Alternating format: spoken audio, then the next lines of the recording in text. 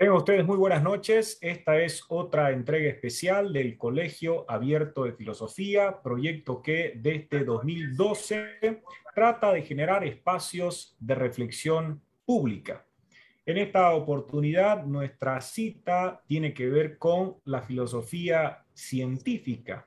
Contamos con la grata compañía y seguramente provechosa desde distintas perspectivas del profesor Gustavo Esteban Romero, académico, investigador, catedrático de la Universidad Nacional de La Plata, cuenta con un doctorado en ciencias físicas y es además autor de varias obras, publicaciones que son importantes precisamente, entre otros objetivos, con el fin de reflexionar sobre filosofía, ciencia y en este caso filosofía científica. Muy buenas noches, profesor Romero, y muchas gracias por haber aceptado nuestra invitación. Muy buenas noches, ¿cómo están ustedes? Un gusto estar acá.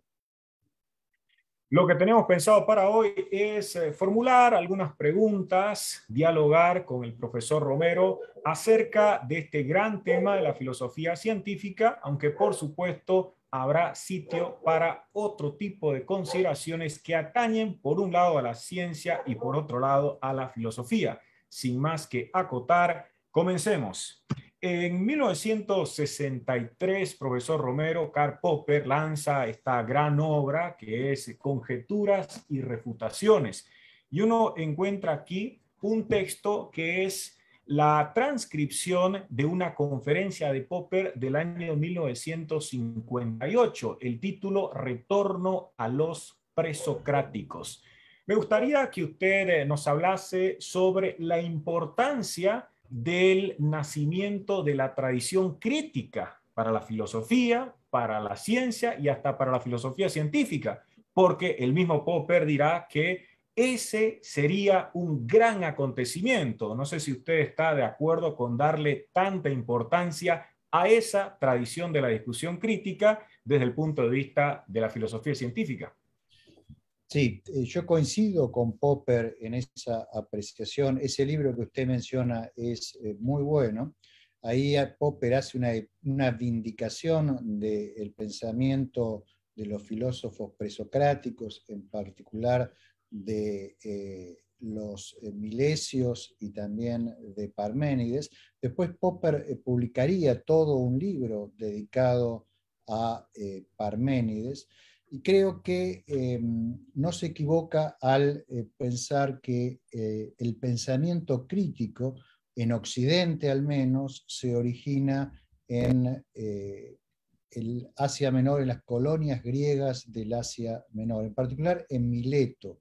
Los primeros pensadores críticos, los primeros pensadores que miraron a la naturaleza y trataron de formular conjeturas sobre cuál es el origen de las cosas que estaban observando, conjeturas despojadas de mitología, de elementos mágicos y divinos, fueron precisamente los primeros filósofos de Mileto, como Tales, Anaximandro y Anaxímenes. Lo que ellos desarrollaron fueron los fundamentos del método crítico, el hacer conjeturas y el de tratar de poner esas conjeturas a prueba con las herramientas que ellos tenían en ese momento. Los problemas que les preocupaban a estos filósofos eran los problemas más básicos que se pueden plantear en filosofía. O sea, ¿cuál es la naturaleza de las cosas? ¿Por qué las cosas son como son? ¿Cuál es la naturaleza del cambio? ¿Por qué las cosas cambian? Y trataron de desarrollar las primeras teorías que tratan de explicar el cambio. Entre otras cosas, también observaron que los cambios no son aleatorios o azarosos, sino que en general obedecen a patrones, a lo que ellos llamaron un logos.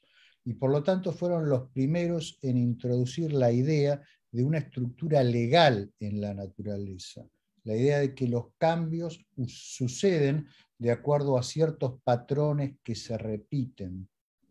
Por supuesto, desarrollaron distintos puntos de vista, lo cual empezó a generar controversias entre ellos, y eso fue una fuente de estímulo para el desarrollo ulterior del pensamiento. Un hecho que me parece fue muy importante para el desarrollo de este pensamiento fue la invasión por parte de Persia de estas colonias, lo cual motivó la migración de algunos de estos pensadores desde las costas de lo que hoy es Turquía hacia Italia, en particular hacia Elea, y eso dio lugar a otras escuelas de pensamiento, como las de los eleáticos, entre los cuales se destaca esencialmente Parménides y su discípulo Zenón. Parménides es una figura muy importante porque en cierta forma es el padre de lo que podríamos llamar la metafísica, o sea, la teoría del ser en cuanto ser. Parménides ensayó una crítica de las teorías del cambio de los filósofos milesios y también de Heráclito, que era de Éfeso.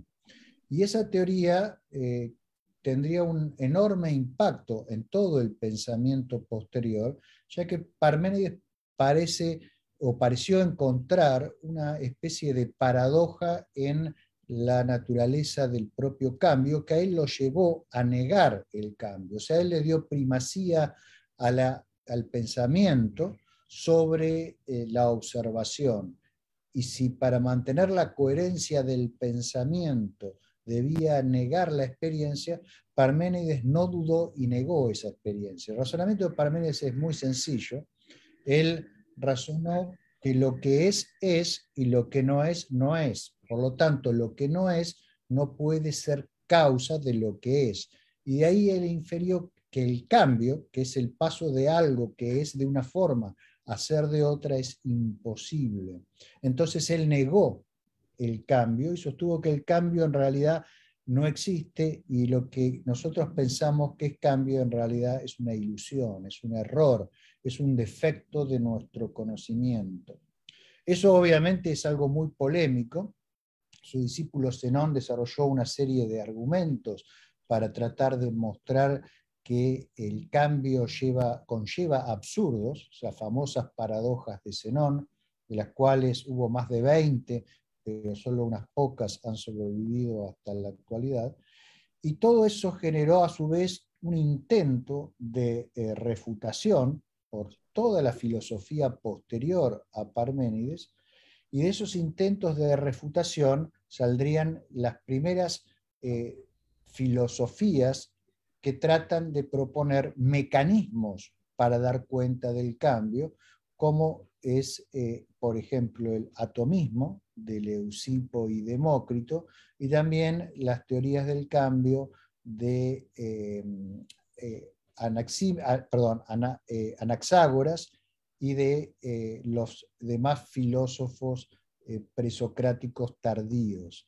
Eso llevó a una riqueza de variedad de teorías que daría lugar después a toda la filosofía, al periodo clásico de la filosofía, que llevaría a Aristóteles y más tarde a la filosofía helenística que retomaría estos temas. Así que sí, yo considero que Popper está en lo correcto al señalar la importancia de estos pensadores para todo el pensamiento posterior de Occidente, ya que en general toda la filosofía de Occidente siempre ha estado alrededor de los temas que por primera vez plantearon estos filósofos presocráticos, o sea, la naturaleza del cambio, la naturaleza del espacio, del tiempo, la constitución última de las cosas y en última instancia el sentido de la existencia. Una pregunta más popperiana, luego tendrá la oportunidad de formular sus inquietudes Marco Antonio del Río y así continuaremos con las otras personas. Porque resulta que, si bien usted coincide con Popper en cuanto a esta importancia, la tradición de la discusión crítica, también Popper hace un cuestionamiento y me gustaría saber si usted igualmente coincide con él. Concretamente, cuando uno revisa la historia de la ciencia, se topa con nombres. Y hay un nombre que genera molestia, vamos a plantearlo así a Popper, que es Francis Bacon. Porque si uno revisa la historia de la ciencia, aparece Bacon. Bacon, sin embargo, no generará gran dicha y Popper cuestiona el observacionismo e incluso lo presenta como un sacerdote del conocimiento y no así como un científico. ¿Qué criterio le merece, profesor Romero, la figura de Bacon desde el punto de vista del desarrollo del conocimiento científico? Yo creo que lo que a Popper, digamos, le resultaba antipático en la figura de Bacon es la idea de que existe un método inductivo en la ciencia. Popper, como ustedes saben, era un gran crítico de la inducción. Un crítico, digamos, que básicamente lo que objetaba de la inducción es que no obedece a una lógica estricta. No es posible hacer inferencias generalizadoras que conserven la verdad. Ese es esencialmente el punto de Popper. De ahí que la teoría popperiana de la ciencia no es una teoría inductiva, sino es una teoría basada en la falsación, en la refutación. O sea, para Popper, las hipótesis científicas deben ser refutables, pero no son justificables a partir de la inducción. Y la inducción en Francis Bacon es la herramienta fundamental para justificar el conocimiento científico. Pero en realidad Francis Bacon es heredero de una larga tradición que viene de antes, viene de la Edad Media, y en particular viene de la escuela de Oxford, de pensadores como Grosseteste, por ejemplo, que fue el fundador de esa escuela, que ya hacía un fuerte énfasis en la importancia de la observación y la generalización de las observaciones para la formulación del conocimiento sobre el mundo empírico. Y el discípulo de Grosseteste, Roger Bacon, o sea, homónimo de Francis Bacon, pero que por supuesto no tenía ninguna relación con él, puso mucho énfasis en la documentación de los experimentos, en la realización de los experimentos y en la generalización de los resultados de los experimentos. Eso daría lugar a toda una tradición que sale después de la Edad Media y penetra en los albores de la revolución científica del siglo XVI y después del siglo XVII, que también se manifiestan en Bacon y que tienen quizás su última expresión en el positivismo, primero el positivismo del siglo XIX y finalmente en el positivismo del siglo XX. No nos olvidemos que quizás el último gran intento de justificar una lógica inductiva es el que hace Rudolf Carnap en su obra sobre precisamente la justificación probabilista de la inducción. Y Popper era muy crítico de todas estas cuestiones y yo creo que tenía razón en esas críticas. No existe una lógica inductiva, no hay hipótesis generalizadoras que puedan conservar la verdad. Sin embargo, en mi opinión como científico, yo hago investigación científica, la inducción ocupa un cierto lugar, no con fuerza lógica, no con la fuerza de una demostración lógica, pero sí de una forma heurística a la hora de estimular el pensamiento de los científicos cuando estos formulan hipótesis sobre el mundo. Muchas veces nosotros vemos resultados de distintos experimentos, tratamos de encontrar similitudes en esos resultados o en observaciones y tratamos de generar conjeturas. No sostenemos que esas conjeturas sean válidas necesariamente por estar basadas en esas generalizaciones, sino que después las ponemos a prueba y se mantendrán o no de acuerdo a cómo se confronten con la realidad. Yo creo que entonces la inducción juega un cierto papel, pero es un papel de carácter heurístico en la formulación de nuestras hipótesis y no es una fuerza lógica que entre en la estructura de la ciencia. Marco Antonio. Bien, en tenor con estas inquietudes y estas preguntas, me salta lo siguiente a la mente. El profesor Bunge, en sus textos más básicos, digamos, sobre la ciencia, hace esta gran división entre ciencias formales y ciencias fácticas, ¿no?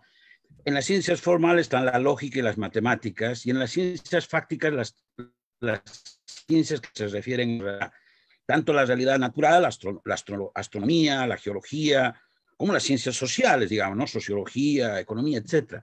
Ahora, hay Bunge dice, en las ciencias formales, las verdades se demuestran, lo que supone que estamos hablando de un procedimiento de inferencia lógica, riguroso, preciso, ¿no? Que es la demostración de un teorema, ¿no? Por el otro lado, sin embargo, en las ciencias fácticas, la verdad no se demuestra, se verifica. Ahora, precisamente la gran consulta, la inquietud que me sale a partir de lo que se ha comentado es, la lógica, digamos, no se puede aplicar con todo su rigor, digamos, en el ámbito de las ciencias fácticas, pero no es ahí donde entra la estadística, la inferencia estadística, en el sentido, por ejemplo, que un texto famoso de Introducción a la Estadística de Granville, cuando le toca definir qué es la estadística, dice, la estadística es el método científico, es la técnica o la tecnología del método científico.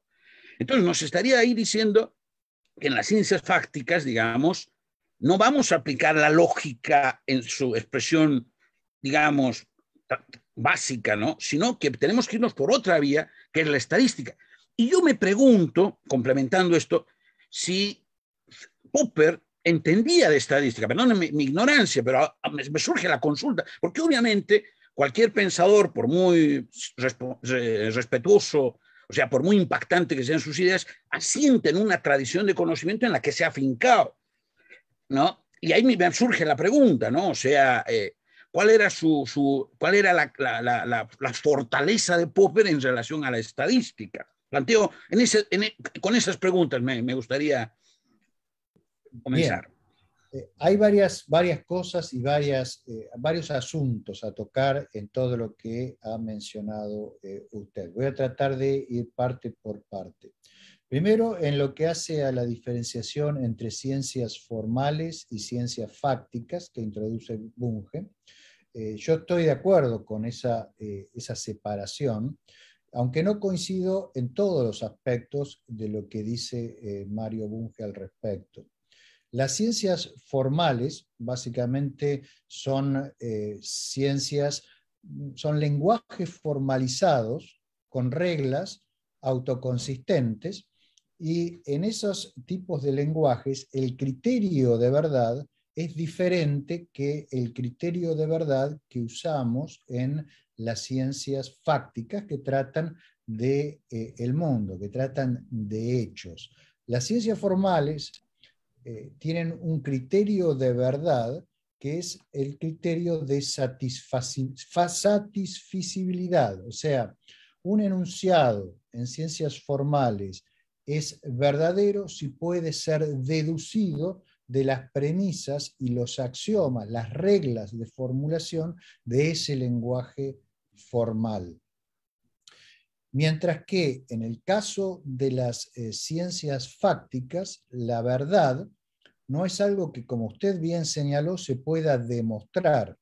La verdad, en mi opinión, y en esto difiero de Mario Bunge, en las ciencias fácticas, la verdad la atribuimos nosotros a los enunciados.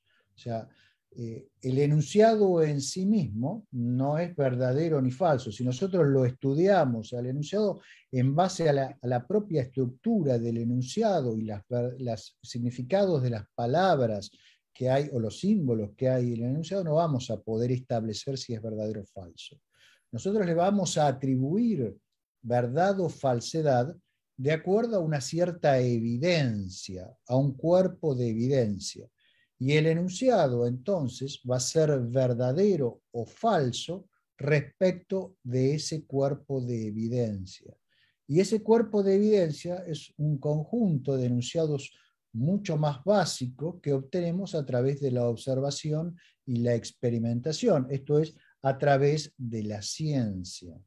Entonces, eso permite que un enunciado que frente a un cierto cuerpo de evidencia en algún momento dado ha sido tenido por verdadero, cuando nuestro conocimiento del mundo mejora con la dinámica usual de la ciencia, el valor de verdad de ese enunciado puede cambiar, porque no es una propiedad del enunciado, sino es un atributo que nosotros, en base a una cierta evidencia, le asignamos al enunciado. Eso es lo que yo llamo una teoría ficcionalista de la verdad, porque entiende esta teoría que la verdad es una ficción, es algo que nosotros los seres humanos creamos y le asignamos a un elemento de nuestro lenguaje que es descriptivo del mundo o de un aspecto del mundo en base a una evidencia que recolectamos por parte de la ciencia. Cuando la evidencia cambia, el valor de verdad puede cambiar. En algún momento se pensó que la Tierra es plana, bueno, hoy la mayor parte de nosotros no pensamos eso. Lo que cambió fue la evidencia. Y así, bueno, ustedes fácilmente pueden encontrar muchos otros ejemplos. Ahora, en cuanto a la estadística juega un papel importante en la ciencia. En mi opinión, no es la parte esencial del método científico, sino es uno de los muchos componentes que tienen algunos de los métodos que se utilizan en la ciencia. Muchas veces esos cuerpos de evidencia que mencioné que necesitamos para hacer la asignación de los valores de verdad a los enunciados, deben recurrir a la estadística. Por ejemplo, en astronomía, cuando hacemos algunos enunciados sobre la estructura a gran escala del universo, hacemos inferencia de estadísticas sobre grandes números de mediciones en galaxias o de distintas clases de objetos celestes. Y en base a eso formamos un cuerpo de evidencia que nos permite atribuir en un determinado momento cierto valor de verdad a determinados enunciados. Como la ciencia es dinámica, vamos obteniendo cada vez mejores observaciones, vamos cambiando esos cuerpos de evidencia y vamos cambiando también las aplicaciones de la estadística que vamos haciendo de acuerdo al grado de conocimiento que tenemos en cada caso. Yendo a la parte de su pregunta que iba a Popper y a los conocimientos técnicos que Popper tenía, yo creo que Popper tenía una muy buena formación en matemática y también tenía una buena formación en física, por lo menos en física elemental. Él entendía la teoría general de la relatividad, de hecho la discutió con Einstein personalmente. Él también entendía de mecánica cuántica, ustedes saben que discute problemas de mecánica cuántica en su lógica de la investigación científica, y también tiene uno de los postscript de ese libro enteramente dedicado a la mecánica cuántica, y la mecánica cuántica hace uso intensivo de la teoría de probabilidades y también de la estadística, y Popper tenía conocimientos de probabilidad y de estadística. No al nivel, por supuesto, que puede tener un matemático dedicado a la investigación de estas cuestiones, pero yo creo que era una persona con una formación seria en estos temas, y en ese sentido creo que cuando habla con una cierta autoridad. No debemos olvidar que Popper es el autor de la teoría propensiva de la probabilidad, de la interpretación propensiva de la probabilidad, que no es una interpretación estadística o frecuentista, sino que interpreta a la probabilidad como una medida de la propensión de los sucesos a acaecer. Popper es muy claro a la hora de señalar que la probabilidad es una propiedad de los eventos. Lo que tienen probabilidad son los eventos, nunca son las proposiciones, porque las proposiciones son cosas formales, en el fondo son constructos, entonces no pueden tener una propensión a acaecer de alguna manera. Entonces creo que Popper no solo tenía conocimiento de probabilidad y estadística, sino que ha hecho algunos aportes importantes como la teoría propensiva. Perfecto. Siguiendo esa línea de los... Perdón, sí, Marco Antonio, continúa si gustas, no hay problema. No, justo al final ha tocado la pregunta que le iba a hacer sobre el tema de la probabilidad, ¿no? ¿Cómo ve hoy, digamos, la idea de la probabilidad? Esto en relación a que, por ejemplo, lo que se ha impuesto en la literatura de teoría de probabilidades es el enfoque axiomático de Kolmogorov. Pero claro, es un enfoque que dice, mire, la probabilidad cumple estos axiomas y punto, pero no no establece una relación entre, digamos, la probabilidad y el mundo real, ¿no? Entonces ahí aparece, y yo ya lo agradezco, la idea de Popper, ¿no? De la teoría propensiva en oposición a la teoría frecuentista o frecuencialista, ¿no? Sí, los axiomas de Kolmogorov son axiomas puramente matemáticos que definen una estructura matemática. Ahora, esa estructura no está relacionada con el mundo empírico de ninguna manera, como ninguna teoría matemática abstracta lo está. Lo que hace falta es darle un modelo a esos axiomas que tenga una interpretación semántica que permita aplicar los axiomas a la descripción, por ejemplo, de las propensiones. En mi opinión, los axiomas de Kolmogorov se pueden utilizar para hacer un modelo de las propensiones, que sí son, digamos, las tendencias físicas de los eventos a ocurrir. También hay otras interpretaciones, como la interpretación frecuentista que usted menciona. Ahora, en mi opinión, en ciertos ámbitos de la investigación física, de las teorías de la física, es la interpretación propensiva la que corresponde, porque nos permite asignar una probabilidad de ocurrencia a eventos aislados, sin necesidad de que haya grandes números de repetición de esos eventos o sucesos. Entonces, por ejemplo, podemos decir que un cierto sistema cuántico tiene una probabilidad de adquirir un cierto valor en determinadas condiciones de contorno. Pero es un sistema cuántico, no estamos hablando de que tenemos que hacer muchísimas medidas sobre muchísimos sistemas cuánticos para poder definir esa probabilidad, la podemos caracterizar a priori. Entonces, lo que entiendo es que en muchas situaciones físicas lo que corresponde es una interpretación propensiva. Muchas veces cuando utilizamos una teoría frecuentista de la probabilidad es porque simplemente estamos haciendo un análisis puramente estadístico de una situación aleatoria. Pero son casos diferentes, ¿sí? Son casos diferentes. Gracias.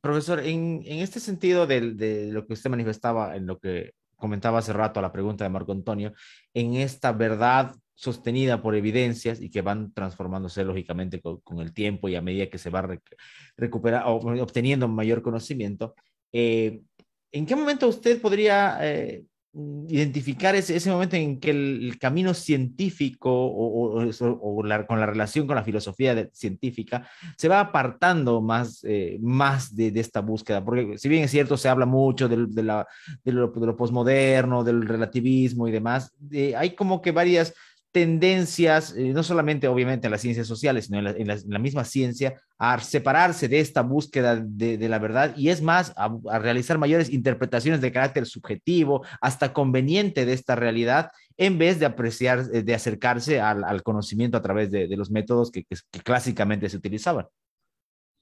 Bueno, siempre, digamos, suele haber reacciones a las distintas corrientes de pensamiento, ¿no?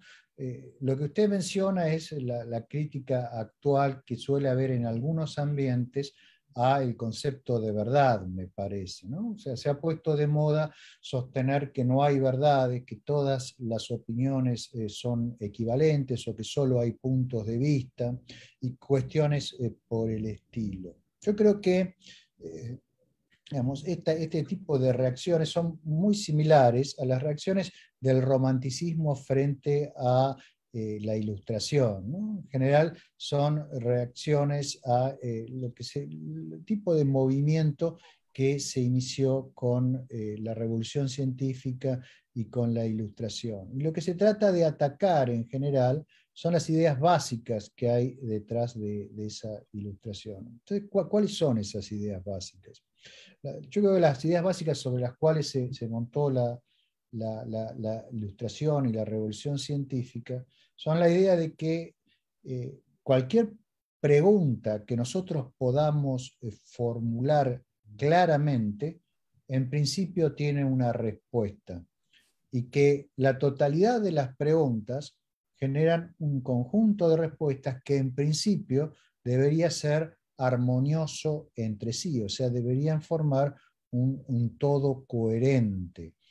Y después está la idea de que para obtener esas respuestas no debemos recurrir a la iluminación o a la revelación o a Dios digamos, o a alguna otra causa subjetiva, sino que hay métodos objetivos que nos permiten llegar a las respuestas en forma adecuada a esas preguntas. Entonces yo creo que eso es lo que se trata de cuestionar tanto en cierto momento del romanticismo, donde básicamente yo creo que en forma legítima muchas veces se observó que el intentar extrapolar ese tipo de metodologías que funcionan muy bien en las ciencias físicas, químicas, biológicas, al ámbito o algunos ámbitos de la ciencia política y de las ciencias sociales, puede generar conflictos.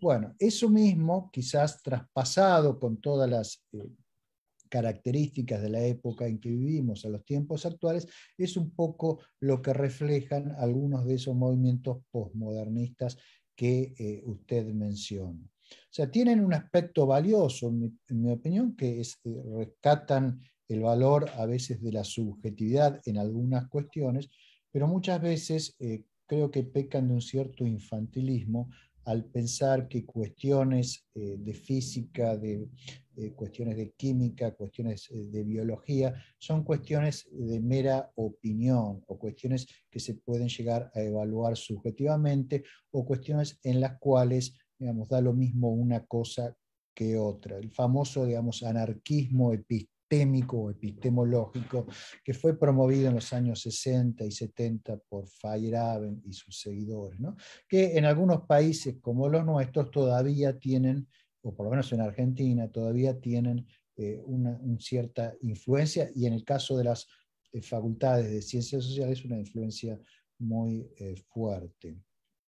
Ahora, yo creo que, bueno, esas visiones se autoderrotan, ya que si uno sostiene que no existen verdades, bueno, supuestamente lo que está afirmando debe pretender que sea verdadero, ¿no? Entonces, si no existen las verdades, uno no tendría por qué creer lo que nos están diciendo. Es una posición, como creo que señaló Habermas, que se autoderrota, ¿no?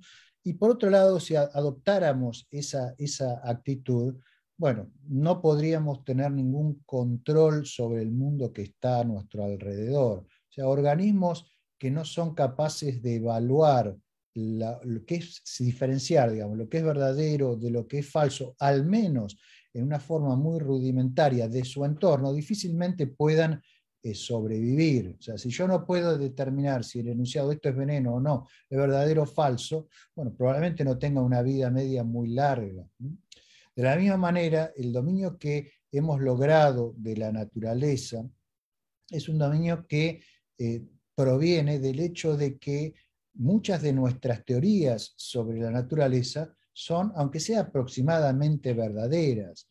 Si lo que pensamos, por ejemplo, el virus que produce el COVID-19 no fuese aproximadamente verdadero, no hubiéramos sido capaces de fabricar en el lapso de unos pocos meses vacunas que son altamente efectivas contra ese virus. Entonces, creo que hay un riesgo, muestra, por ejemplo, esto que estoy diciendo, en adoptar en forma crítica estas doctrinas postmodernistas, porque son más peligrosas de lo que parecen. Son peligrosas porque si se las sigue al pie de la letra, pueden llevar a un montón de sufrimiento e incluso pueden llevar a muerte. Imagínense que, digamos, la gente no creyese en absoluto que algunos de los enunciados que produce la ciencia son verdaderos y que no hay ninguna razón para vacunarse. Bueno, en algunos países existe ese problema y es un real problema porque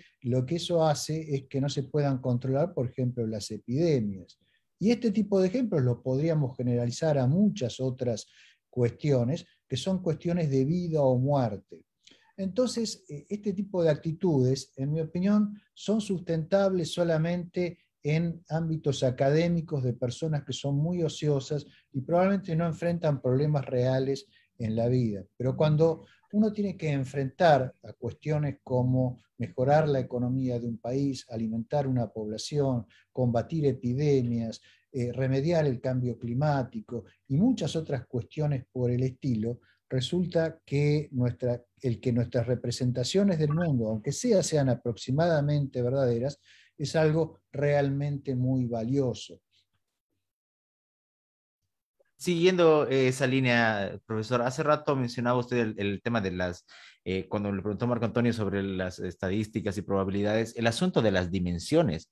Y también lo mencionaba en este momento cuando se refería al virus, nuestra capacidad de apreciar, o de observar, interpretar y transformar nuestra realidad, también ha ido de la mano, por supuesto, de nuestro acercamiento a estas dimensiones, ya sea en el punto de vista más ínfimo, molecular, celular, hasta lo más grande, que también lo decía usted, el campo astronómico.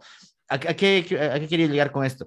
A que justamente esta capacidad ayudada hoy por los elementos tecnológicos, la inteligencia artificial, las simulaciones que pueden existir, que dentro del gran contexto de la sociedad, por decirlo de alguna manera, no son comprensibles. Y cuesta también por eso que se valore el avance que ha existido a nivel científico. Por ejemplo, lo que hoy se puede modelar con una supercomputadora o hasta con una computadora más o menos potente es mucho más de lo que hace 50 o 40 años se podía hacer. Entonces, este tipo de dimensiones astronómicas o a nivel celular también son parte del avance y, como lo decía usted, repercuten en la vida práctica. Ya deja de ser solamente un ejercicio académico, sino tiene consecuencias favorables para la vida de las personas. Sí, lo que usted llama dimensiones yo lo llamaría escalas, ¿no? O sea, la ciencia recorre escalas muy, muy diferentes, desde lo muy, muy pequeño hasta escalas de la dimensión del universo conocido. Y eso nos va llevando cada vez más a ámbitos que están muy, muy lejos de los ámbitos de la experiencia cotidiana. Y eso, en cierta forma, es un problema porque hace que algunos de los resultados de la ciencia contemporánea sean particularmente difíciles de entender para el público general. Y cuando la gente no entiende algo, tiende a sospechar. Creo que Arthur C. Clarke manifestó alguna vez que una tecnología, y yo esto lo generalizaría a una ciencia arbitrariamente superior, prácticamente es indistinguible de la magia para la persona que no está entrenada en eso. Y muchas veces hay resultados tecnológicos que son completamente incomprensibles para la mayor parte de las personas, y eso tiende a crear una distancia entre el científico y la persona, digamos, que no tiene entrenamiento científico, que a veces puede ser funcional esa distancia para aquellos que quieren combatir la ciencia. De ahí yo creo el valor de la divulgación científica cuando ésta se hace en forma correcta. El divulgador científico tiene que tratar de tomar esos resultados de la ciencia que son muy especializados y están muy lejos del sentido común y de alguna manera tratar de traducirlos a algo que, si bien no va a ser una representación exacta del resultado científico original, al menos le dé a las personas que no tienen formación científica una idea de cuál es la visión del mundo que actualmente está articulando la ciencia. Porque en última instancia, esa visión del mundo es la que le va a decir cómo comportarse en su existencia. No nos vamos a comportar de una manera u de otra si pensamos que el mundo es de una forma u de otra, ¿sí? Entonces, vivimos en una sociedad, como decía Carl Sagan, en la cual, digamos, dependemos en forma extrema de cuestiones que muy poca gente puede entender. O sea, muy pocas personas entienden cómo funcionan las computadoras que estamos usando en este momento para comunicarnos. Todo el mundo usa celulares, pero muy pocas personas pueden entender cómo funciona un celular. Y así lo mismo podríamos decir de nuestras representaciones más profundas de la naturaleza, desde la mecánica cuántica o la teoría cuántica de campos a las teorías del universo a gran escala. Vivimos todos, por ejemplo, sujetos a la acción de la gravedad en la Tierra. Nos caemos, nos tropezamos, nos golpeamos, la experimentamos casi cotidianamente. Y sin embargo, muy pocas personas pueden entender realmente qué es la gravedad. Y así, si esto se puede, digamos, generalizar a muchos otros ejemplos, vemos que muchas veces vivimos en un mundo que no entendemos. Y de ahí el valor de la educación, de la ciencia y de la inclusión de la ciencia y de la divulgación de la ciencia en la escuela, sobre todo en la escuela primaria, para que desde pequeños los estudiantes desarrollen la curiosidad, desarrollen el espíritu crítico, desarrollen el interés por preguntarse cómo son las cosas y adquieran el hábito de tratar de indagar, de investigar por sí mismos y tratar de obtener la representación más completa que puedan dentro de sus posibilidades del mundo exterior. Y aquí también una responsabilidad hay de los gobiernos que tendrían que tratar de contribuir a la formación y a la educación de las poblaciones de los países, de los distintos países, ¿sí? Yo creo que aquellos países que son letrados científicamente en general tienen una mejor performance que aquellos países donde la superstición está muy arraigada. Es mucho más difícil engañar a una población instruida y que tiene hábitos de juicio crítico que a una población que está embrutecida o que tiene pensamiento mágico. Profesor Gustavo, ¿cómo está? Buenas noches. ¿Cómo Me anda? tocó hacer la pregunta. Adelante, Mario. Estaba pensando en un ensayo de Bertrand Russell, Misticismo y Lógica. No sé si Bertrand Russell es el primer filósofo o en todo caso intelectual que habla sobre filosofía científica. Y en una parte dice que, bueno, para hacer un tipo de filosofía científica, lo que corresponde es que la persona que quiere saber sobre estas cuestiones tiene que bajar sus expectativas, ¿no? Por un lado, desde el punto de vista de lo que uno espera o cree que el mundo es. Y lo que habría que hacer es estudiar, como usted muy bien lo ha planteado, ¿no? Para seguir ese rumbo del conocimiento. En tal caso, tuve la oportunidad y la suerte de conseguir su libro, La naturaleza del tiempo, bastante recomendable para todas las personas que les guste la temática del tiempo. Hay unos ensayos muy interesantes y me llama la atención de que usted, si bien hace distintos tipos de investigaciones, hace filosofía, viene estudiando por más de 30 años lo que es el tiempo, ¿no? Y ahí, cabalmente, conversábamos al inicio en el prólogo, hecho por Mario Bunge, lleno de humor, de ironía y la infaltable crítica.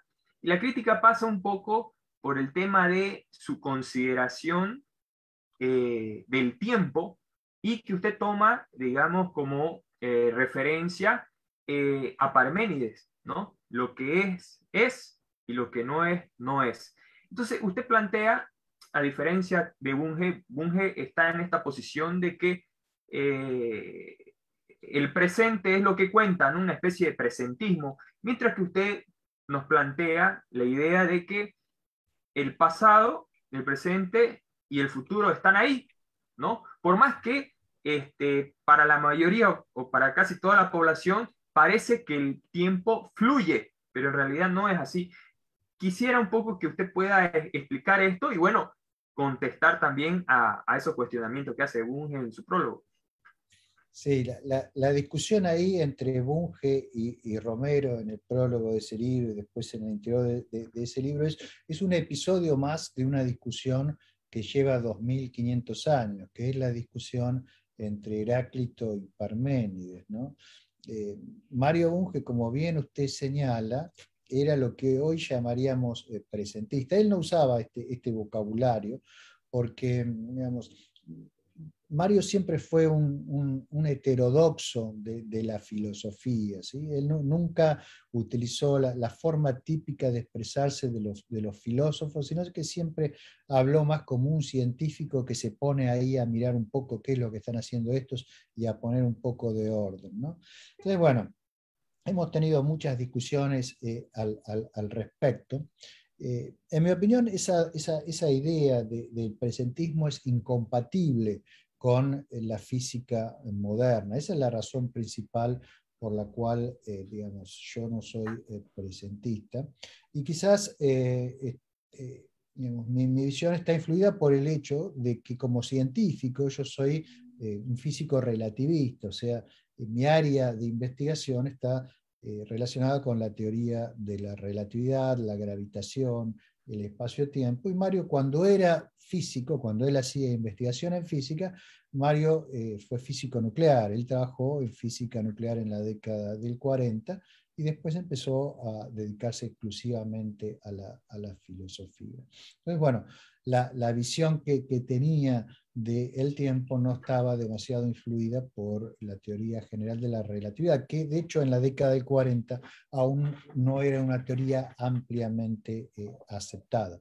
Mario, en su libro Foundations of Physics, un libro que yo admiro mucho y que creo que es un libro muy importante, le dedicó espacio a la teoría general de la relatividad, la axiomatizó, pero él siempre vio a la gravitación como un campo, ¿sí? Yo creo que un campo como por ejemplo el campo electromagnético, un campo clásico.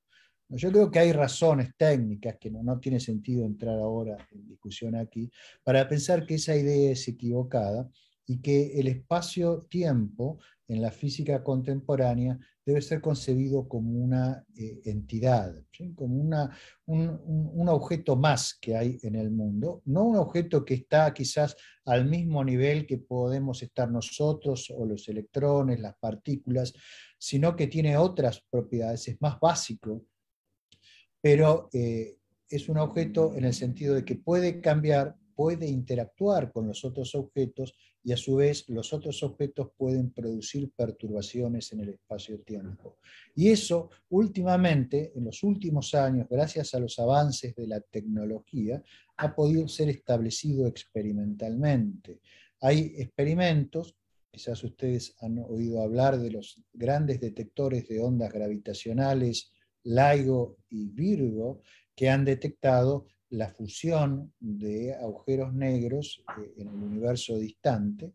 Esos son objetos muy, muy masivos, tienen masas que son varias veces la masa del Sol, son muy compactos y cuando se fusionan, producen, cuando chocan, digamos, producen una enorme perturbación en la propia estructura del espacio y del tiempo, y esa perturbación se propaga y finalmente llega a nuestros aparatos y hace trabajo sobre esos aparatos de tal manera que podemos detectarlo. Ahora, lo que puede hacer trabajo, lo que puede cambiar el estado de un sistema es siempre algo material. De hecho, la definición de materia es aquello que es susceptible de cambio, aquello sobre lo cual podemos hacer trabajo e interactuar. Entonces, el hecho de que los agujeros negros, cuando se fusionan, o las estrellas de neutrones, cuando colisionan, pueden perturbar al espacio y el tiempo, nos está mostrando que el espacio y el tiempo son materiales. Y cuando se propagan esas perturbaciones nos muestran que el espacio y el tiempo contiene energía, y esa energía la podemos detectar porque afecta a nuestros instrumentos aquí en la Tierra. Y si el espacio-tiempo es material y tiene energía, quiere decir que existe. Y si existe, eso tiene implicaciones respecto al pasado, al presente y al futuro.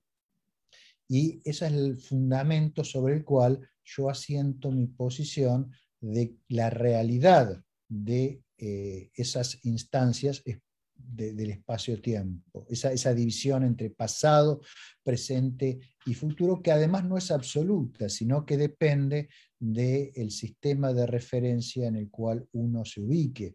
Eventos o sucesos que son pasados, presentes y futuros en un cierto sistema de referencia pueden cambiar y percibirse en un orden diferente en otro sistema de referencia. Bueno, esas son otras razones para sostener que el hecho de que algo sea pasado, presente y futuro es circunstancial y estamos siempre hablando de existentes. O sea, lo que existe es el espacio-tiempo como un todo.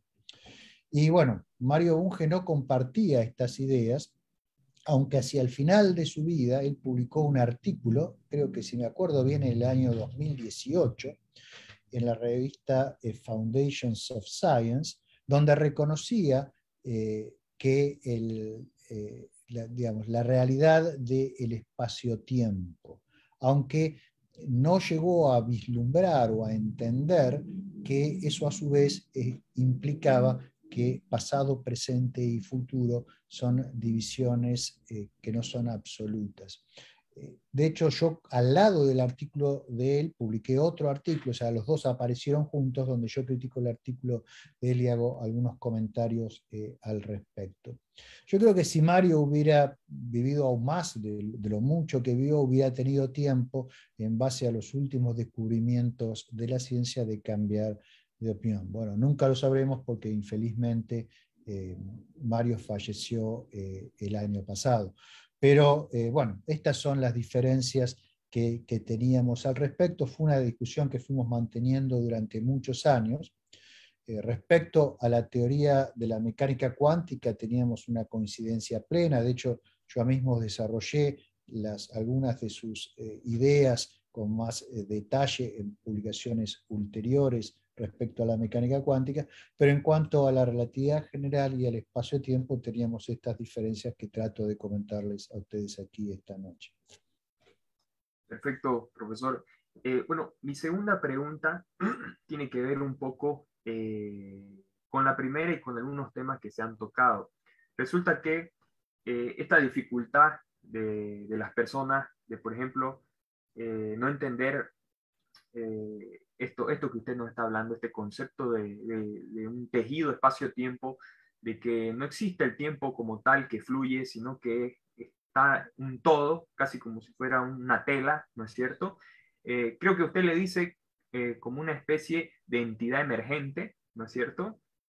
Y esto, digamos, esta dificultad que ya es difícil para las personas, pienso que probablemente algunas personas, incluso que nos pueden estar escuchando, el concepto de filosofía científica puede, de cierta manera, chocarle y hasta incluso me atrevo a decir que a intimidarlo. Probablemente a los que estamos aquí no, estamos cómodos con el término y consideramos que es una postura bastante respetable. Pero pienso que, por ejemplo,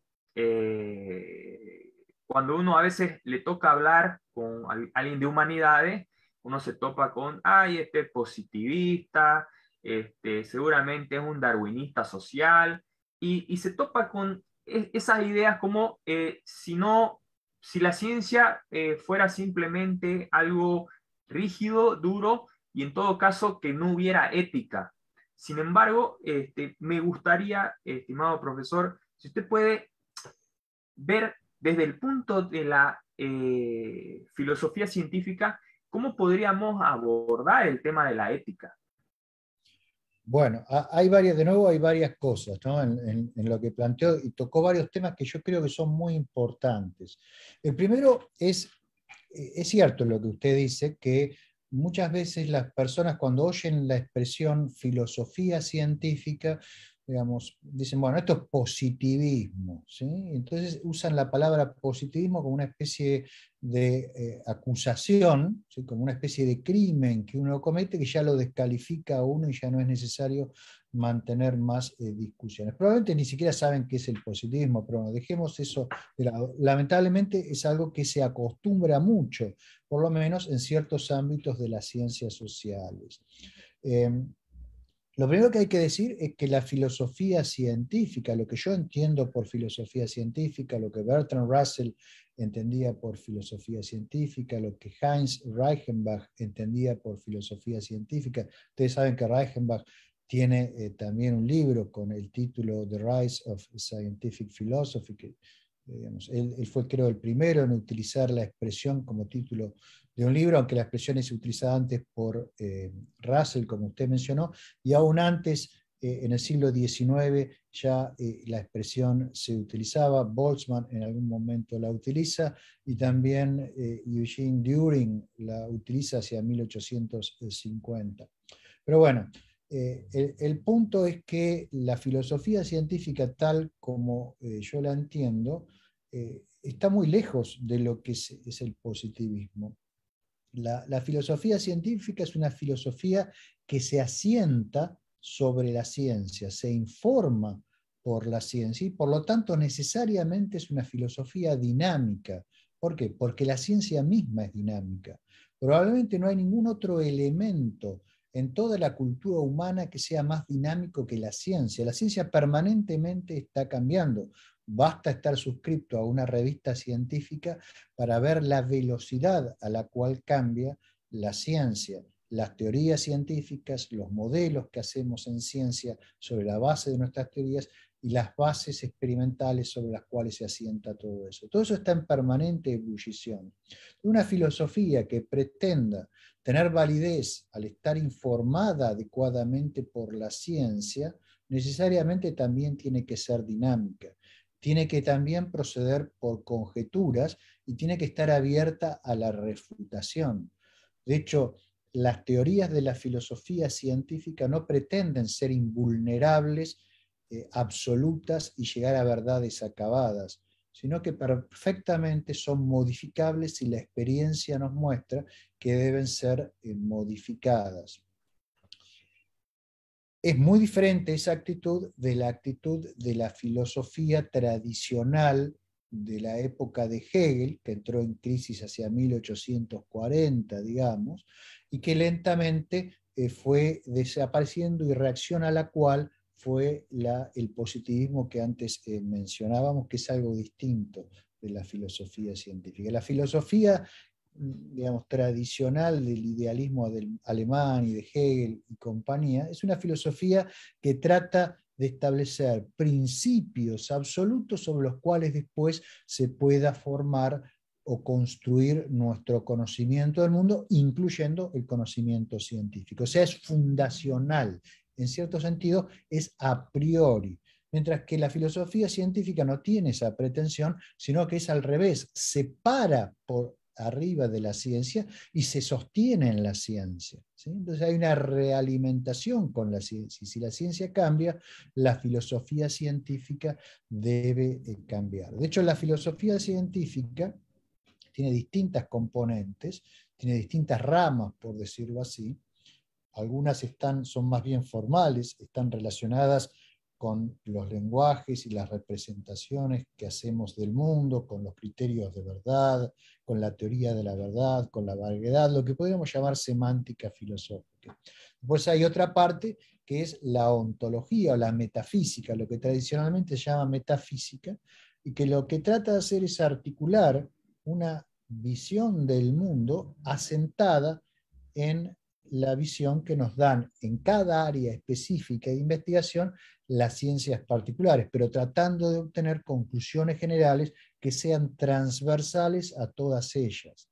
La ontología trata de cuestiones que van más allá de las ciencias particulares, pero las pretende responder con las herramientas de las ciencias particulares. Cosas como las que discutíamos hace un rato, qué es el espacio, qué es el tiempo, qué es el espacio-tiempo, qué son las leyes naturales, qué es un cambio, qué es una probabilidad, cuestiones por el estilo, qué es una propiedad, qué es la energía, qué es ser material. Bueno, esas son cuestiones ontológicas, y para tratarlas en forma rigurosa tenemos que saber qué es lo que las ciencias particulares nos dicen de las cosas que realmente hay en el mundo. Y luego hay una rama de la filosofía científica que es la epistemología, la teoría del conocimiento. O sea, ¿cómo conocemos? Y para saber cómo conocemos tenemos que estudiarnos a nosotros, tenemos que estudiar nuestro cerebro, nuestros órganos de percepción, pero también tenemos que estudiar la ciencia, que es lo que nos da un conocimiento más fehaciente del mundo, porque es un conocimiento revisable, contrastable y mejorable. Entonces, la epistemología trata de entender la ciencia, no es normativa, trata de entender cómo funciona la ciencia y si es posible ayudar a que funcione mejor, o sea, tener una realimentación virtuosa con la ciencia. Y luego llegamos a lo que usted menciona, que es muy importante y que no es ajeno a la filosofía científica, sino que es una parte esencial de la misma, que es la ética. El problema esencial de la ética es cómo comportarnos. Nos encontramos en el mundo, estamos vivos y vemos que tenemos posibilidad de acción. O sea, tenemos un espacio de estados que, si bien es limitado, nos ofrece un montón de posibilidades distintas. ¿Qué hacer? ¿Cómo vivir? ¿Por qué comportarme de una manera y no de otra? Entonces, la ética lo que trata de hacer es encontrar justificaciones para el comportamiento moral. O sea, para ver por qué comportarnos de esta manera y no de aquella otra. Y en la búsqueda de esas justificaciones, la ética debe recurrir a la axiología. ¿Y la axiología qué es? Es la teoría de los valores. ¿Qué cosas son valiosas? ¿Qué es ser valioso? Si queremos responder esas preguntas, tenemos que analizar científicamente cómo los humanos valoramos y cómo los animales valoran, porque los animales también valoran. Organismos que son incapaces de valorar objetos de su entorno no sobreviven. Si usted no valora la comida, si usted no valora el refugio de las inclemencias del tiempo, si usted no tiene una opinión desfavorable de sus enemigos, probablemente no pueda sobrevivir. Entonces, la capacidad de valorar es esencial para nuestra supervivencia. Estudiando cómo los organismos valoran, podemos llegar a construir una axiología, o sea, una teoría de los valores que esté informada por la ciencia y que nos diga efectivamente cómo es que debemos valorar. Y en base a eso podemos construir una ética que nos lleve a formas de comportamiento que sean más plenas, que nos permitan vivir con mayor plenitud, que permitan que este lapso que tenemos de existencia sea lo más valioso e interesante posible. En el siglo XIX se dio una discusión muy interesante, sobre todo en la década de 1850, 1860, que fue la discusión por el valor de la vida. Esa discusión se origina en la filosofía de Schopenhauer y en la respuesta que Schopenhauer dio a la pregunta si vale la pena vivir. La respuesta de Schopenhauer fue como una especie de shock, también por los argumentos que él utilizó, que son argumentos muy serios. Esto es otro punto de divergencia que yo siempre tuve con Mario Bunge, ¿no? Mario odiaba a Schopenhauer, pero yo creo que nunca lo leyó, por eso quizás lo odiaba, ¿no? Lo asimilaba digamos, a la filosofía idealista al estilo de Hegel, cuando la filosofía de Schopenhauer es opuesta a la de Hegel, pero eso no importa. La cuestión es que Schopenhauer a esa pregunta, por el valor de la vida, respondió de una forma extremadamente negativa, en forma pesimista. Schopenhauer pensaba que lo mejor que le puede pasar a alguien es nunca haber nacido. Y eso dio lugar a una enorme discusión en el siglo XIX sobre el valor de la vida, ¿sí? Y llevó lugar a que se analizase las cuestiones de valor, de axiología, de puntos de vista muy diferentes. Y desde entonces las cuestiones axiológicas entraron profundamente dentro de la filosofía. No es porque antes no lo hubieran estado, porque en los griegos presocráticos, también en los helenísticos, las cuestiones de valor eran importantes. ¿Sí? Ustedes saben que para la filosofía de Epicuro, para la filosofía de los estoicos, para los cirenaicos, las cuestiones de valor eran realmente importantes. Pero bueno, después vino el cristianismo, y con el cristianismo vino una escala de valores fija, y durante casi 2000 años los valores ya no se cuestionaron más. ¿Sí? Son estos, son valores absolutos, vienen de arriba y así debemos comportarnos. Bueno, con la crisis del cristianismo, con la ilustración y con el atrevimiento de la filosofía moderna de criticar esas cosas, en particular con Kant, bueno, todo eso se empieza a desmoronar y surgen estas nuevas preguntas sobre el valor de la vida y la necesidad de responderlas, de generar axiologías, teorías de los valores. Y, por ejemplo, Nietzsche fue una persona que se preocupó hondamente por estas cuestiones. Si bien no lo trabajó con un lenguaje formal, sino utilizó un estilo literario para discutirlo, estos fueron básicamente los temas a los cuales él se dedicó, y después muchos otros, ¿no?, se han ido dedicando. Con la primera etapa del positivismo lógico, estas cosas entraron, probablemente fueron dejadas de lado, y eso quizás es lo que critican algunas personas sin tener por ahí mucho conocimiento, cuando achacan así que vos sos positivista y no te interesan entonces las cuestiones éticas. Pero yo creo que ese tipo de acusaciones son fruto de una ignorancia muy profunda de cómo se hace filosofía realmente y de la profundidad de la filosofía actual. Lamentablemente en muchos ámbitos académicos, sobre todo de nuestros países, y de algunos países de Europa también, la filosofía se ha transformado en una especie de comentario literario, en una especie de opinología. Pero eso no es necesariamente el caso en todas partes, y no debería ser así. Por supuesto, la crítica literaria es muy valiosa, pero se le debe llamar crítica literaria, no se le debe llamar filosofía. Y también a veces el pensamiento, digamos, libre o el pensamiento diletante tiene su valor, pero bueno, eso, digamos, no debe tampoco confundirse con filosofía rigurosa.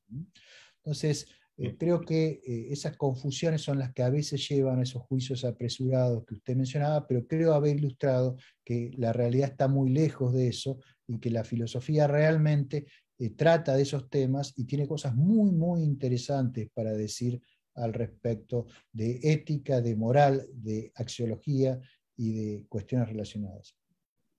Muchas gracias a todas las personas que están acompañándonos en esta transmisión del Colegio Abierto de Filosofía. Hay preguntas que se han planteado para el profesor Romero, serán dadas a conocer en los siguientes minutos, aunque igualmente estarán acompañándonos los mismos amigos que han lanzado comentarios e inquietudes que, como ustedes habrán notado, han sido contestadas esas preguntas de manera harto provechosa. Me gustaría, antes de dar a conocer una pregunta que nos ha llegado, merced a esta transmisión, realizar una pregunta, pero que se relaciona con el mundo de la literatura. Dos menciones literarias. En esa segunda mitad del siglo XIX, a la cual usted ha hecho referencia, nosotros nos encontramos con un joven Miguel de Unamuno y Hugo. Y en sus escritos juveniles, que tienen relevancia desde el punto de vista de la filosofía, hay una frase que por supuesto tiene relación con la Biblia, modifica una conocida parte, fragmento, y Unamuno escribe: pedid el reino de la ciencia y su justicia, y todo lo demás se os dará por añadidura. Y yo lo recuerdo porque tiene que ver con este gran entusiasmo todavía vigente en ese momento, aunque ya a nivel general no había la misma confianza irrestricta en la ciencia que se presentaba siglos atrás. Menciono eso porque permite advertir la presencia de alguien que reflexiona, su inteligencia está fuera de toda discusión, así como su cultura, y que tiene gran confianza en la ciencia. Después la situación cambiará. Y la otra referencia literaria tiene que ver con una persona que se formó en la universidad donde enseña el profesor Romero, en la Universidad Nacional de La Plata. Aludo, desde luego, a don Ernesto Sábato, quien obtuvo su doctorado, se formó en el ámbito de la física y después abandona todo lo relativo a ese tipo de campo de la ciencia. No le interesará la ciencia, criticará la ciencia y se dedicará a la literatura. No se olvidará, sin embargo, la ciencia, y en varios libros, incluso en El escritor y sus fantasmas, aprovecha para criticar la ciencia. La pregunta tiene que ver, profesor Romero, con las razonables expectativas que nosotros deberíamos tener incluso hoy respecto a la ciencia.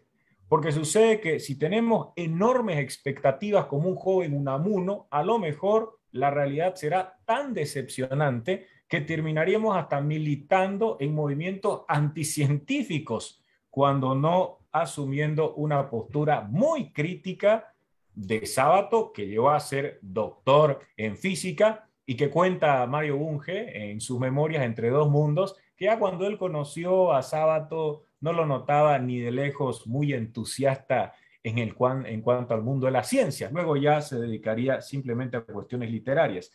Expectativas, mesuras, quizá, profesor Romero, para evitar estas grandes frustraciones que nos lleve a causas que vayan en contra de la propia ciencia.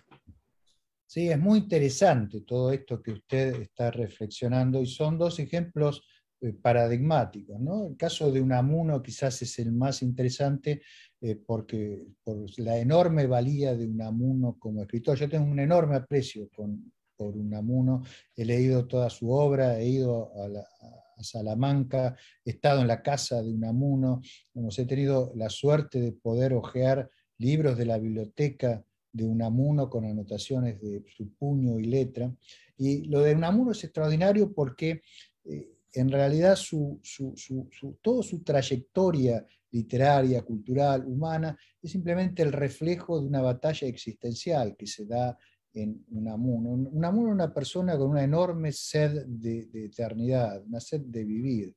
Y Unamuno padeció siempre esa situación que se refleja un poco en una frase de Paul Valéry que dice el sentimiento de serlo todo y la evidencia de no ser nada, ¿no? Entonces, de ahí surge un conflicto existencial que a Unamuno, digamos, lo atrapa, lo lleva después a confrontar con la ciencia, a confrontar incluso con la razón y a ir contra la razón. O sea, es la filosofía del quijotismo que Unamuno empieza a desarrollar en la agonía del cristianismo y plasma claramente en el sentimiento trágico de la vida, que está muy, muy bien reflejada en toda su dimensión trágica en San Manuel Bueno, Mártir, esa pequeña obra final tan magnífica, ¿no?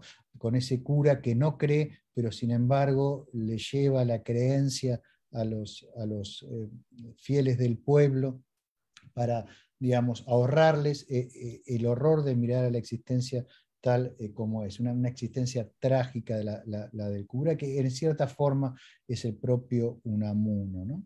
Entonces, yo creo que en el caso de Unamuno, no sé si digamos, lo que le provocó esa lucha contra la razón, también contra la ciencia, fue al principio una expectativa demasiado grande, sino quizás lo que lo motivó fue un hambre de existir demasiado grande, ¿no? El caso de Sábato es un poco diferente, ¿sí? Sábato estudió en las mismas aulas donde estudié yo, se formó en el Departamento de Física de la Universidad Nacional de La Plata, pero como bien señala Bunge, en realidad él nunca tuvo una gran vocación por la física. Ya cuando se fue a hacer su estadía postdoctoral a París, él ya prácticamente había abandonado la ciencia. Las motivaciones de Sábato puede ser que en parte hayan sido existenciales, pero también en parte están relacionadas con sus ambiciones literarias y, digamos, con la influencia que en él tuvieron ciertos escritores rusos, en particular Dostoyevsky. Ahora, al margen de estos dos casos que tienen sus peculiaridades y bueno, quizás merecen ser discutidos con más detalle del que tenemos, de lo que daría el tiempo que tenemos hoy aquí esta noche, yo diría que es sano, digamos, esperar lo justo de la ciencia. La ciencia no promete solucionar todos los problemas, no promete eternidad, no promete vida eterna, no promete, digamos, la panacea para todas las cosas. Lo que la ciencia nos da es una imagen del mundo lo más fiel posible, y es una imagen dinámica. Si nosotros entendemos eso, digamos, creo que lo que podemos adquirir de la ciencia es una herramienta para poder manejarnos mejor en la vida. Si ustedes tienen que jugar un partido de fútbol, por darles un ejemplo deportivo, van a jugar mejor si conocen bien la cancha, si conocen al adversario, si conocen la pelota, que si no conocen esas cosas.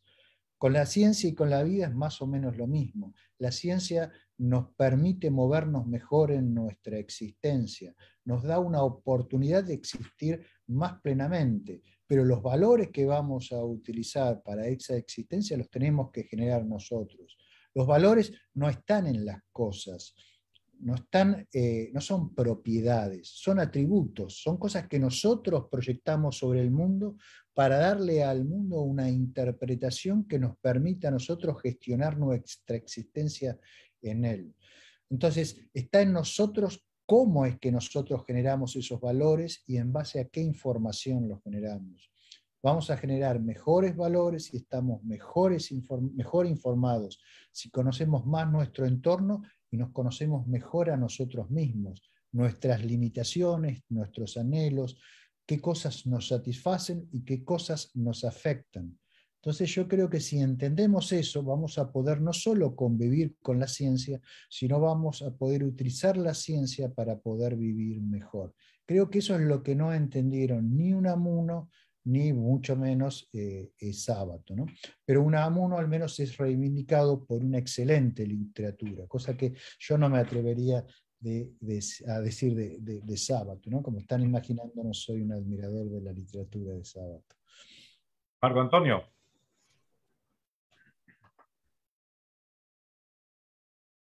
Gracias. A tenor con la pregunta de Enrique, no tenemos un problema en esta idea de atribuir, digamos, aspectos negativos de las sociedades modernas, de las sociedades contemporáneas, el hecho, o sea, de atribuir cosas, por poner un ejemplo muy usual, ¿no? El tema de la bomba atómica como un desarrollo perverso de la ciencia, ¿no? En realidad no estamos mezclando dos horizontes distintos que son la ciencia por un lado y las aplicaciones de la ciencia por el otro, lo que podríamos llamar ciencia aplicada o tecnologías, y que precisamente, porque estamos hablando de aplicaciones de la ciencia a los problemas, digamos, de la vida humana, ahí es donde surge de manera muy aguda los problemas de la ética, pero no de la ética de la ciencia, que podemos visualizarlo en otro contexto, sino concretamente los problemas de la ética en la tecnología, ¿no? Lo que nos llevaría en realidad que no deberíamos mezclar, me parece, dentro de la filosofía de la ciencia, no mezclar la filosofía de la ciencia, la reflexión sobre la ciencia, con la reflexión sobre la tecnología, y que estos desarrollos, entre comillas, perversos, estas aplicaciones perversas del conocimiento humano, en realidad es un problema de ética en el ámbito de la tecnología, más que de la ciencia como mera indagación, como mera búsqueda de conocimiento. Sí, yo estoy muy de acuerdo con usted. Creo que hay mucha confusión al respecto. Creo que se confunde ciencia con técnica, con política. Y eso es muy peligroso porque hace que las responsabilidades no se adjudiquen al ámbito donde realmente están. Entonces, si uno no sabe adjudicar correctamente las responsabilidades, difícilmente puede hacer algo para cambiar las situaciones. En el ejemplo que usted da, por ejemplo, de las armas atómicas, bueno, las armas atómicas, por supuesto, se pueden construir solamente porque existe cierto conocimiento científico, o sea, conocimiento de cómo es la estructura del átomo y en particular del núcleo del átomo. Entendemos de fuerzas nucleares y por lo tanto podemos desarrollar una tecnología informada por esa ciencia que dé lugar tanto a una bomba atómica como a un reactor nuclear diseñado para producir energía eléctrica o para producir, algunos elementos para materiales radiactivos que se utilizan en medicina, por ejemplo. O sea, la tecnología es la manipulación del entorno y la tecnología basada en la ciencia es la manipulación del entorno y la creación de artefactos para manipular el entorno en base a la información de la ciencia. Fíjense ustedes que la tecnología es anterior a la ciencia. La ciencia tiene sus primeras manifestaciones, como dijimos hoy al principio, en Mileto, 600, 700 años antes de Cristo. Pero la tecnología existía de mucho antes. Las pirámides existían desde 2500 antes de Cristo y otras ciudades, por ejemplo, que habían sido construidos con medios tecnológicos, obviamente, existen de antes, ¿no? Entonces hay una tecnología que está basada en la experiencia, que no está basada en la ciencia, y una tecnología que está informada por la ciencia, y lo que caracteriza a esta segunda tecnología es que tiende a tener un poder mucho más grande, una capacidad de modificar el entorno mucho más grande. Ahora, el resultado de esa tecnología informada por la ciencia son generalmente herramientas, instrumentos, artefactos.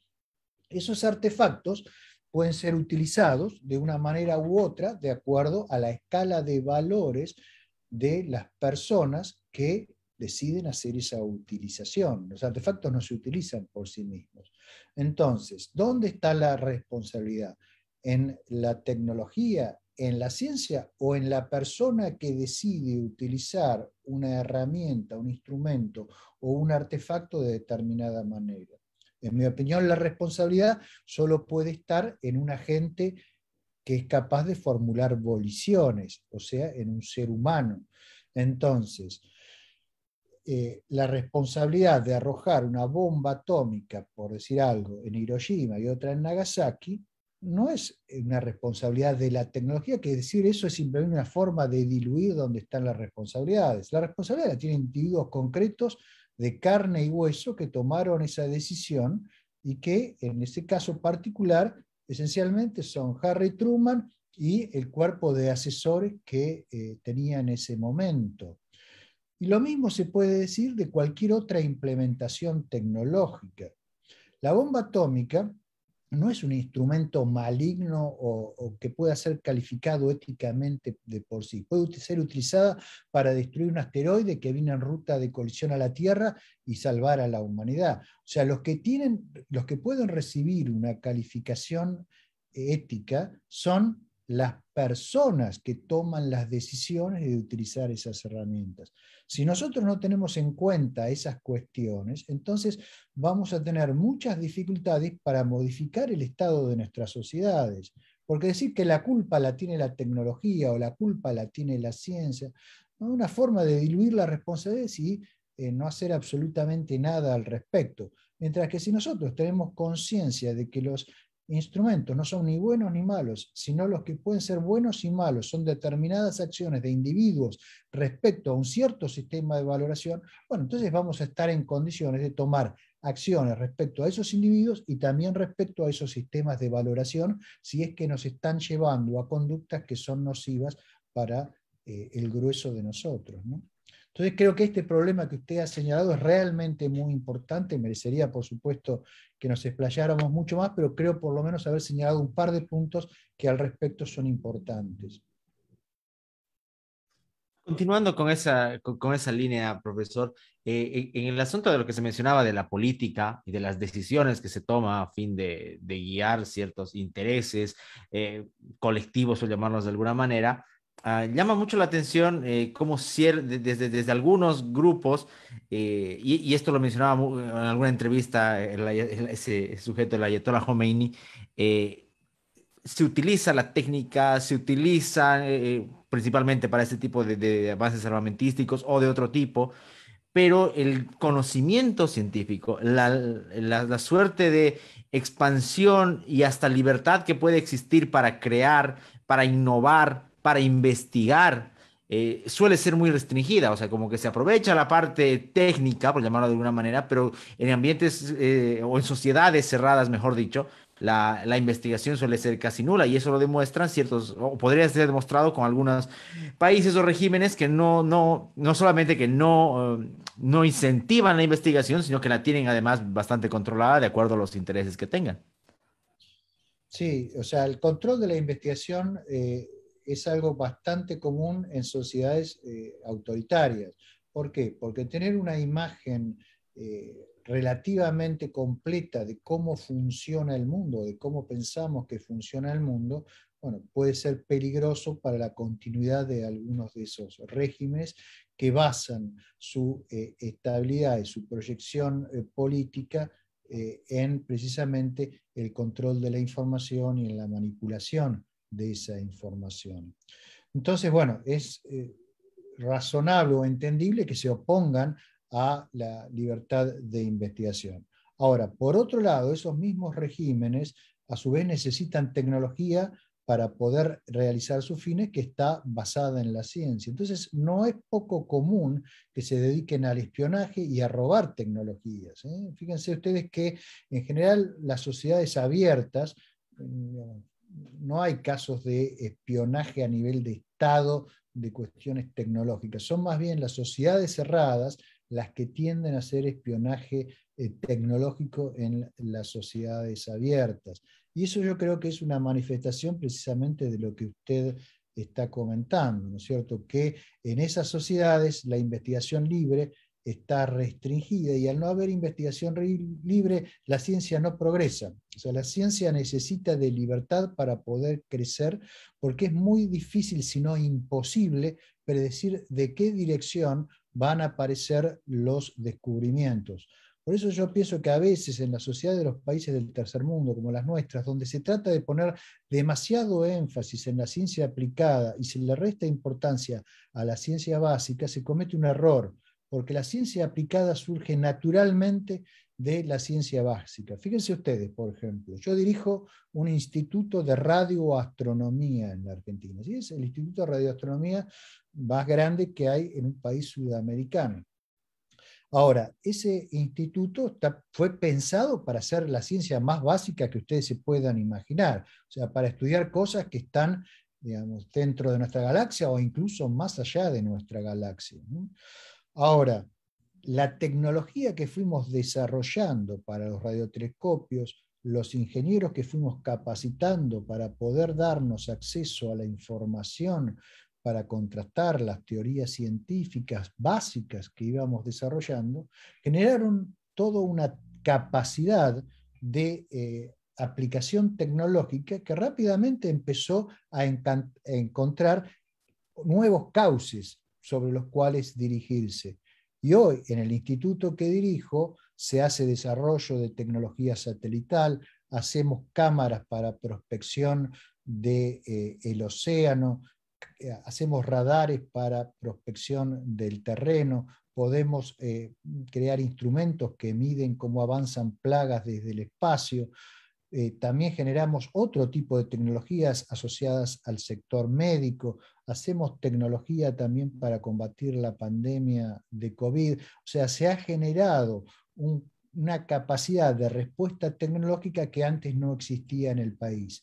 Y todo eso empezó con investigación básica en el área, digamos, de la astronomía, que si hay un área básica en la ciencia, es la astronomía. Difícilmente ustedes puedan imaginar algo más alejado de lo cotidiano. Y sin embargo, hoy producimos cosas como respiradores con control inteligente que hemos aprendido a diseñarlos en base a los controles inteligentes que hacemos para satélites. Y esos controles inteligentes a su vez vienen de los mecanismos que tuvimos que implementar en el área radioastronómica para poder detectar cosas increíblemente sensibles en el otro lado del universo. Entonces, fíjense que es imposible de predecir cómo va a evolucionar la tecnología basada en la ciencia básica. Entonces yo creo que una política sana para un país en desarrollo es tener una fuerte inversión en ciencia básica, además de ciencia aplicada, y donde una línea de investigación resulta exitosa,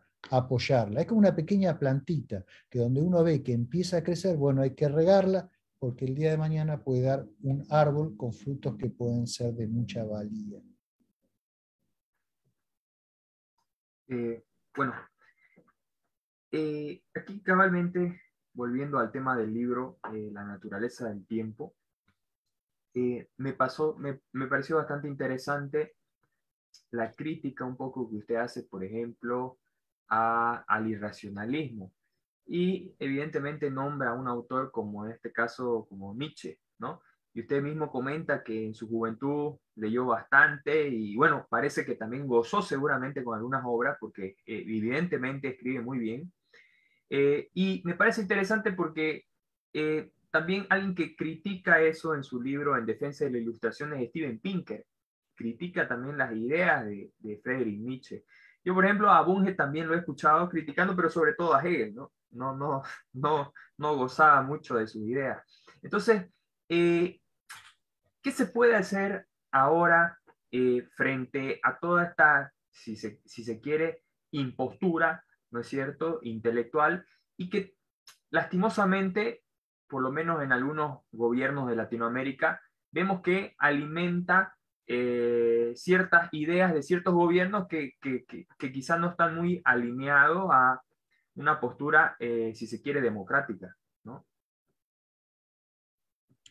Bueno, primero que nada yo separaría a Nietzsche de algunas de las imposturas intelectuales modernas. Nietzsche escribía muy bien, o sea, es innegable que escribía muy bien, y los problemas de los que trataba Nietzsche eran problemas importantes, como comentamos antes, ¿no? Problemas sobre los valores, problemas de la crisis de valores de la cultura occidental, problemas reales de su época. Nietzsche formó parte de una larga discusión que se dio en el siglo XIX sobre la cuestión de los valores, que se origina, como dije, con Schopenhauer, pero tiene muchos otros interlocutores importantes, ¿no?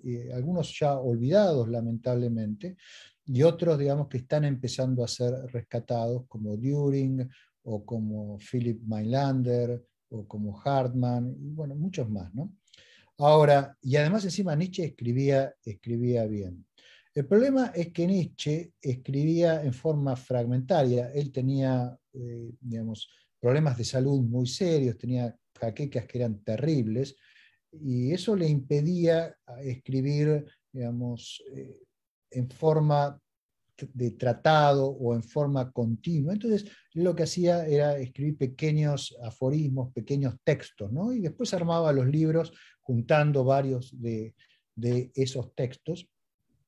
Y esos textos no siempre forman un todo coherente, ¿no? Entonces, eso es usado hoy por muchas personas, digamos, para darle la interpretación que se les da la gana. Y se presta, digamos, para lectura fácil Nietzsche. Primero porque se entiende y porque es agradable de leer. Y segundo, porque claro, son textos cortitos que no hay que hacer gran esfuerzo, uno mira ahí y bueno, dice, acá está diciendo esto, y sale con, digamos, algún tipo de justificación grandilocuente de algún disparate que se le puede llegar a ocurrir.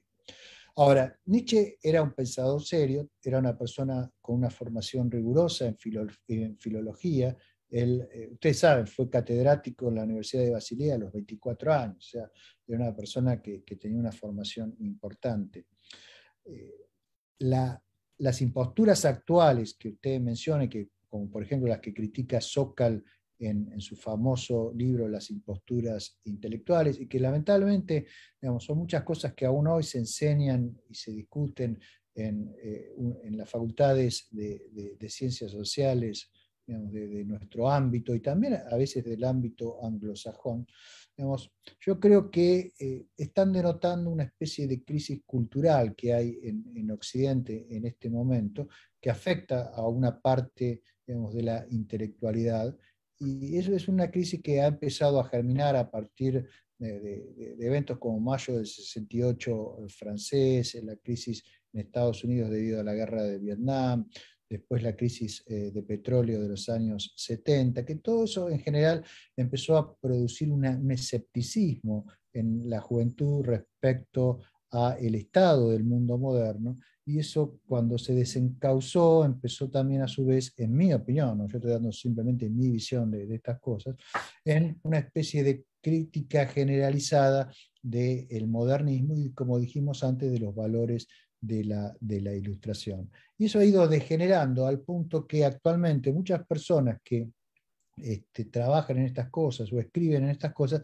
básicamente lo que hacen es combinar una serie de lo que en inglés se llama slang, de argot, ¿sí? De argot específico de su área, para producir cosas que probablemente no tienen mayor sentido, que es, yo creo, lo que mostró Sokal con su famoso artículo, ¿sí? Que bueno, ahora no me acuerdo el nombre porque era tan disparatado que es difícil de recordar, ¿no?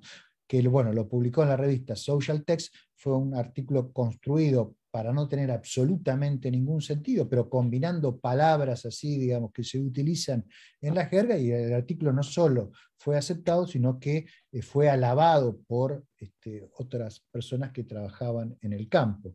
O sea, estaban alabando algo que intencionalmente no tenía ningún significado, lo cual muestra o arroja una cierta duda sobre si entienden algo de lo que ellos mismos dicen, ¿no? Bueno, eso yo creo que es un claro indicador de que hay algo que tiene que ser corregido en las ciencias sociales. Eso no quiere decir que las ciencias sociales no tengan valor, por supuesto que no. De hecho, las ciencias sociales han avanzado muchísimo respecto en un montón de aspectos diferentes. Pero bueno, hay ciertos bolsones en los cuales este tipo de cuestiones se explotan, probablemente también para digamos, lograr espacios en la academia. Y bueno, es un fenómeno social complejo que merecería ser estudiado, digamos, en forma rigurosa por científicos sociales serios, ¿no? El 6 de abril del año 1922 se produjo un memorable acontecimiento, por lo menos desde el punto de vista de la filosofía y la ciencia.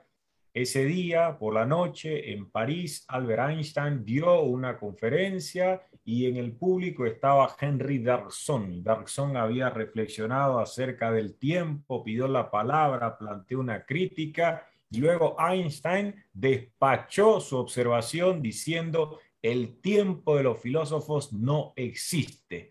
Palabras que por supuesto resultaban demoledoras para algunos individuos. Después ya se originó una reflexión mucho más amplia. Y el tiempo, más allá de lo que uno pueda decir al respecto, mucho más con el profesor Romero que nos ha acompañado, más allá de lo que se pueda precisar o rebatir, pesa en este caso, pues ya llevamos más de 1 hora y media disfrutando de las reflexiones del profesor Romero, pero no vamos a explotarlo demasiado. Lo que sí planteo es la posibilidad de que todas las preguntas que ya se han lanzado en nuestra transmisión en vivo, vamos a realizar la comunicación correspondiente para que el mismo profesor Romero pueda ver la emisión que hemos realizado y están allá las preguntas, al igual que invitamos a todas las personas para que puedan ver las clases del profesor Romero que están en YouTube, sus clases de filosofía científica, por ejemplo, al margen de otras entrevistas. Lo que sí resultaría importante, me parece, es por lo menos quiero plantearle dos preguntas que nos han dejado personas que han estado siguiendo esta transmisión. Tenemos a gente de Ecuador, México, Colombia, Perú, por supuesto Bolivia, entre otros amigos que nos han acompañado. Elijo dos preguntas que me parece que podrían servir para cerrar esta provechosa experiencia.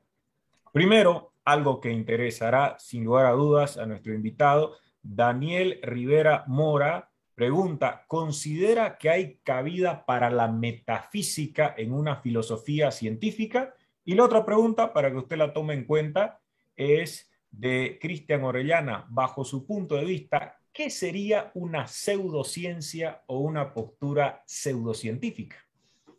Bueno, respecto a la primera pregunta, sí, totalmente. Cuando hablábamos de filosofía científica, yo enfaticé que una de las ramas más importantes de la filosofía científica es precisamente la ontología, que es digamos, una forma de denominar a la metafísica, ¿no? O sea, el objetivo de la metafísica es tratar de responder preguntas concretas relacionadas con los aspectos más generales de la existencia.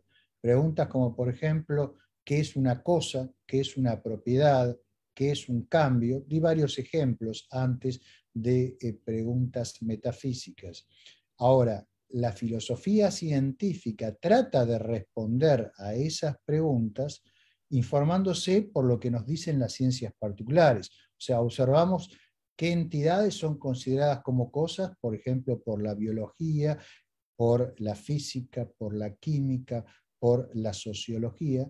Entonces tratamos de ver los elementos en común, tratamos de entender en base a lo que se considera como propiedad en cada una de esas disciplinas, qué es una propiedad en general, qué es una cosa en general, qué es un sistema, cómo es la constitución de los sistemas, cuál es la diferencia entre una entidad simple y un sistema, y cuestiones por el estilo. Estas cuestiones son claramente cuestiones metafísicas. Entonces la respuesta es claramente sí, La metafísica es posible. En mi opinión, una metafísica que sea productiva debe estar correctamente informada por la mejor ciencia de su tiempo. Si vamos a la literatura filosófica contemporánea, incluyendo la literatura de filosofía analítica en el mundo anglosajón, ustedes van a ver que muchas de las cuestiones de metafísica no están informadas por ciencia contemporánea, sino a veces los autores, a pesar de utilizar aparatos formales muy sofisticados, con mucha lógica y a veces hasta con matemática, la física que ponen atrás, la ciencia que ponen atrás de sus interpretaciones es más parecida a la física de Epicuro o de Lucrecio que a la física moderna. Entonces yo creo que eso es una cosa que se tiene que solucionar. Los filósofos tienen que estudiar más ciencia. Y sería bueno si los científicos estudian más filosofía, porque entonces harían una ciencia filosóficamente informada y los filósofos harían una filosofía apoyada en el mejor conocimiento que tenemos actualmente. La segunda pregunta era sobre la pseudociencia, si recuerdo bien. ¿Cómo caracterizar a la pseudociencia? Bueno, la ciencia, como toda actividad humana, puede ser falsificada. O sea, ustedes pueden falsificar cualquier cosa que hacen los seres humanos. Pueden falsificar un libro, pueden falsificar un celular, o sea, cualquier cosa se puede, una pintura, cualquier cosa se puede falsificar. La ciencia también se puede falsificar, o sea, puede haber productos que se presentan como ciencia, pero que no son realmente ciencia. Ahora, el problema es que la ciencia es una actividad muy compleja y cualquier criterio de identificación o de demarcación de la ciencia que sea simple, probablemente termine fracasando. De ahí que yo soy escéptico respecto a los criterios simples, como por ejemplo el de Popper, de demarcación. Porque, por ejemplo, el criterio de refutación de Popper, ¿no? La astrología, por ejemplo, es una pseudociencia claramente. Ahora, está totalmente refutada, o sea, ha hecho toda clase de predicciones de todo tipo que han sido refutadas, y sin embargo es una pseudociencia que sigue vigente. Hay revistas de astrología, hay clubs de astrología, hay libros de astrología, hay todo un negocio gigantesco alrededor de la astrología. Y así podríamos dar muchos otros ejemplos de pseudociencias, algunas de ellas muy peligrosas, como pseudociencias o pseudotécnicas también médicas, homeopatía, psicoanálisis, toda clase de disparates de todo tipo que pueden producir enormes perjuicios en los seres humanos e incluso sufrimiento y hasta muerte en algunos casos. Y diferenciarlas a veces no es sencillo. No es sencillo porque a veces están refutadas completamente y sin embargo la gente las sigue aceptando. Otras veces ni siquiera son refutables, como bien sostenía Popper, pero otras veces la situación incluso es más compleja y hay veces que incluso dentro de la ciencia puede haber alguna rama que tiene algún aspecto pseudocientífico. Yo, por ejemplo, ustedes sabrán que considero que la teoría de cuerdas quizás no es totalmente científica, por lo menos en el sentido de que la mecánica cuántica o la teoría general de la relatividad son científicas. Entonces, bueno, es un tema muy complejo, es muy difícil diferenciar ciencia de pseudociencia en ciertos casos, hay otros que es más bien obvio. Entonces yo creo que es un área de investigación activa, la filosofía de la pseudociencia, o sea, qué es una pseudociencia, cómo caracterizarla, y todo eso es algo muy complejo que debe ser estudiado, ¿sí? Yo no puedo ofrecerles un criterio simple de demarcación. Sí les ofrezco una serie de pautas, son largas de explicitar, pero las van a poder encontrar en las clases que recién mencionaban que están en YouTube, ¿sí?